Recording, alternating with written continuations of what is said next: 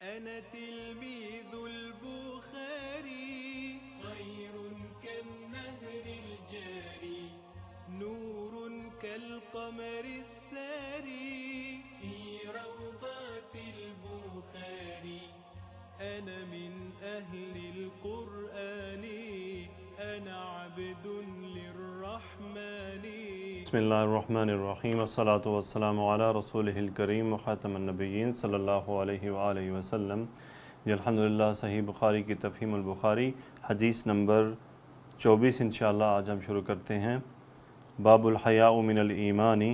حدثنا عبداللہ بن یوسف قال اخبرنا مالک بن انس عن ابن شہاب عن سالم بن عبداللہ عن ابیہ ان رسول اللہ صلی اللہ علیہ وسلم مر على رجل من الانصار وهو يعز اخاه في الحياء فقال رسول اللہ صلی اللہ علیہ وسلم دعه فإن الحیاء من الایمان. سالم بن عبداللہ رضی اللہ تعالیٰ عنہ سے روایت کرتے ہیں وہ اپنے باپ عبداللہ بن عمر سے کہ ایک مرتبہ رسول اللہ صلی اللہ علیہ وآلہ وسلم ایک انصاری کے طرف سے گزرے، یعنی ان کے پاس سے گزرے. آپ نے دیکھا کہ وہ انصاری اپنے بھائی کو حیا کے بارے میں کچھ نصیحت کر رہے تھے، کچھ سمجھا رہے تھے. آپ علیہ السلام نے فرمایا اس کو چھوڑ دو کیونکہ حیا ایمان کا ایک حصہ ہے.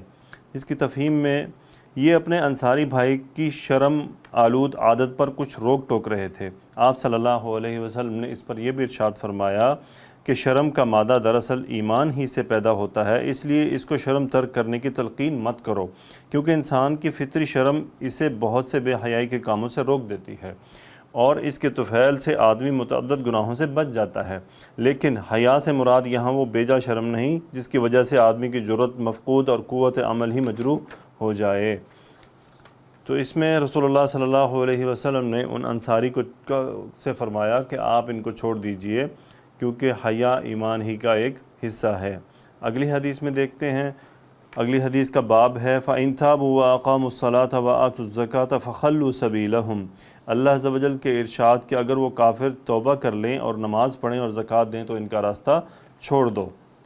حدثنا عبداللہ بن محمد المسندی قال حدثنا ابو روح الحرمی بن عمارہ قال حدثنا شعبۃ عن واقد بن محمد قال سمعت ابی يحدث عن ابن عمر ان رسول اللہ صلی اللہ علیہ وسلم قال امرت ان اقاتل الناس حتى يشهدوا ان لا الہ الا اللہ وان محمدا رسول اللہ ويقيموا الصلاة ويؤتوا الزکاة فاذا فعلوا ذلك عصموا مني دماءهم واموالهم الا بحق الاسلام وحسابهم على اللہ.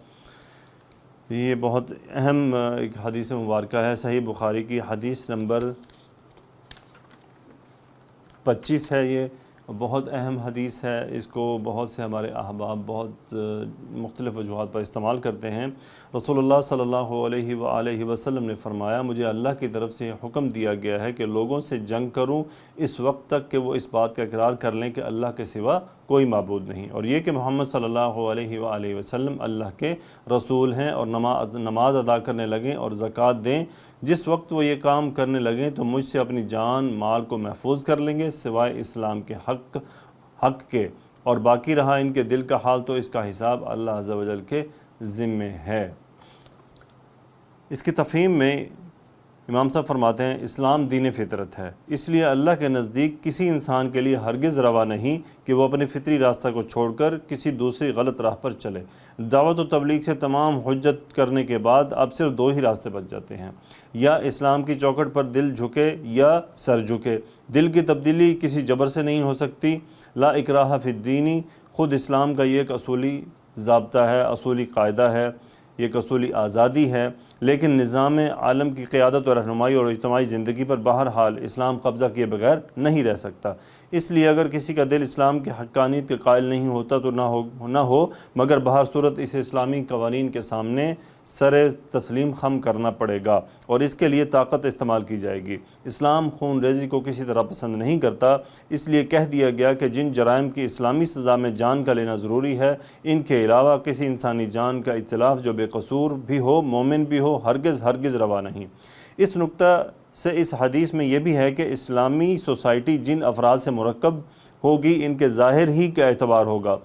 اگر وہ ان رسوم و قواعد اور ان مظاہر و مراسم کی پابندی کریں گے جن کا لحاظ ایک مسلمان کے لیے ضروری قرار دیا گیا ہے تو وہ یقیناً مسلم معاشرہ کے افراد شمار ہوں گے۔ اب رہی ان کے دل کی کیفیت تو ان کے باطل کا معاملہ اللہ کے سپرد ہے، وہ خود آخرت میں ان سے نمٹ لے گا۔ دنیا میں خواہ مخواہ کسی کی نیت کو ٹٹولنا اور اس کے اوپر کوئی حکم لگانا محض نادانی ہے۔ یہ ہے بابو من قال ان الایمان هو العمل، یہ وہ چیپٹر ہے جس میں کہا گیا کہ ایمان جو ہے وہ عمل کا نام ہے، اس سے متعلق اللہ عز و جل کا ایک ارشاد پاک ہے وَتِلْكَ الْجَنَّةُ الَّتِي أُورِثْتُمُوهَا بِمَا كُنْتُمْ تَعْمَلُونَ، اور یہ جنت ہے اپنے عمل کے عوض تم جس کے مالک ہوئے ہو۔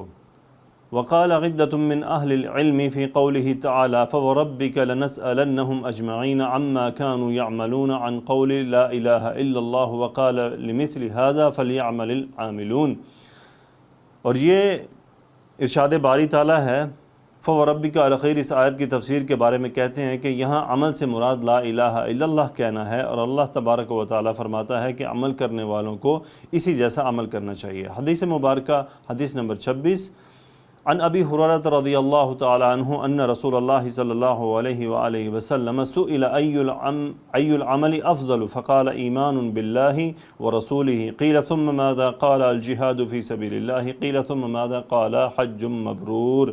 ابی ہریرہ رضی اللہ تعالیٰ عنہ روایت فرماتے ہیں کہ رسول اللہ صلی اللہ علیہ وسلم سے کسی نے سوال کیا کہ سب سے افضل عمل کون سا ہے؟ آپ صلی اللہ علیہ وسلم نے فرمایا ایمان باللہ، اللہ پر ایمان، ورسولہ، اور اس کے رسول پر ایمان، قیلا، پھر کہا گیا ثم ماذا قال ثم ماذا، اس کے بعد کیا ہے؟ قال الجہاد فی سبیل اللہ، اللہ کے راستے میں جہاد کرنا، پھر قیل ثم ماذا قال حج مبرور، پھر آپ سے دوبارہ پوچھا گیا کہ اس کے بعد، تو آپ صلی اللہ علیہ وسلم نے فرمایا کہ حج مبرور۔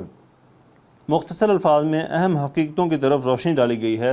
یہ تین بنیادی نقطے اپنی جگہ بہت اہم ہیں، البتہ حج مبرور یا حج مقبول کی بات کسی خاص وقتی ضرورت کے تحت بڑھائی گئی ہے، ایسا متعدد احادیث میں ہوا ہے۔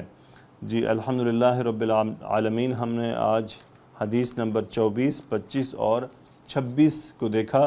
اس کتاب میں جو احادیث کی ترتیب ہے وہ جو انٹرنیشنل صحیح بخاری کی یا جو عمومی طور پہ صحیح بخاری میں نمبرنگ استعمال ہوتی ہے اس کے حساب سے ایک کم ہے، اس لیے میں نے اس ویڈیو سے جو نمبرنگ ہے وہ نارمل جو ہمارے استعمال ہوتی ہے جس میں آپ ریفرنس کے طور پہ احادیث کو دیکھ سکتے ہیں اس حساب سے ایڈجسٹ کی ہے۔ تو اس بک میں تو یہ 23 نمبر سے شروع ہو رہی ہے، لیکن ہم ایک نمبر آگے بڑھا کر 24، 25 اور 26 یعنی 3 احادیث الحمدللہ آج ہم نے تلاوت کی، پڑھی اور ان کی تفہیم دیکھی۔ اللہ عز و جل ہمیں حدیث مبارکہ کو سمجھنے، اس پر عمل کرنے کی توفیق عطا فرمائے۔